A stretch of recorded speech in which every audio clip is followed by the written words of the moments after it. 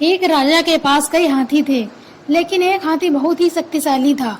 वह बहुत ही आज्ञाकारी, समझदार और युद्ध कौशल में निपुण था। बहुत से युद्ध में वह भेजा गया था और वहां से राजा को विजय दिलाकर ही वापस लौटता था। इसलिए महाराज को सबसे ज्यादा प्रिय हाथी था।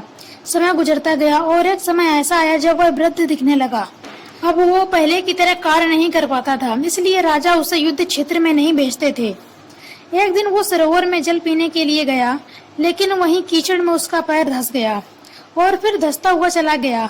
उस हाथी ने बहुत कोशिश की, लेकिन वो कीचड़ से स्वयं को नहीं निकाल पाया। उसके चिघाड़ने की आवाज से ये पता चल गया कि हाथी किसी संकट में है। हाथी के फंसने का समाचार राजा तक पहुंचा। राजा समेत सभी लोग हाथी के आसपास इकट्ठा हो गए और विभिन्न प्रकार के प्रयास उसे निकालने के लिए करने लग गए, लेकिन बहुत देर तक प्रयास करने के बाद भी कोई मार्ग नहीं निकला। तभी गौतम बुद्ध मार्ग भ्रमण कर रहे थे। मंत्रिमंडल और राजा तथागत गौतम बुद्ध के पास गए और कहा, आप हमें इस विकट परिस्थिति में मार्गदर्शन करें। गौतम बुद्ध ने घटना स्थल को निरीक्षण किया और फिर राजा को सुझाव दिया कि सरोवर के चारों ओर युद्ध के नगाड़े बजाए जाएं। सुनने वालों को विचित्र लगा कि भला नगाड़े बजाने से वो फंसा हुआ हाथी बाहर कैसे निकलेगा। जैसे ही युद्ध के नगाड़े बजने प्रारंभ हुए, वैसे ही वृद्ध हाथी के हाव भाव में परिवर्तन आने लगा।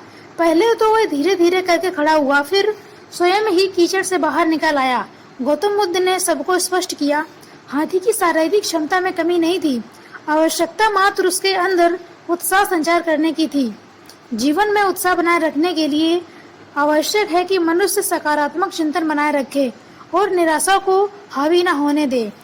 कभी कभी निरंतर मिलने वाली असफलताओं से व्यक्ति मान लेता है कि अब वो पहले की तरह कार्य नहीं कर सकता, लेकिन ये पूर्ण सत्य नहीं है। सकारात्मक सोच ही आदमी को आदमी बनाती है, उसे अपनी मंजिल तक ले जाती है।